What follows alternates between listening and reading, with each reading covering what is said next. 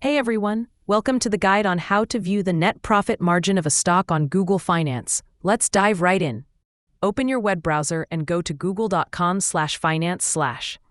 Use the search bar to enter the company name or stock ticker you want to analyze. For example, type in TELUS Corp.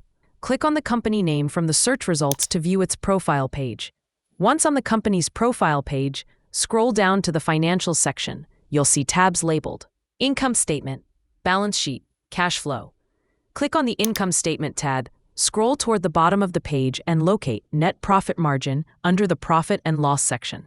This figure tells you what percentage of the company's revenue turns into net income, essentially showing how profitable the business is after all expenses. You'll also be able to compare the current net profit margin with values from previous years, giving you a clearer view of financial performance over time. And that's it. You've successfully learned how to review a company's net profit margin on Google Finance. If you found this video helpful, don't forget to like, subscribe, and share.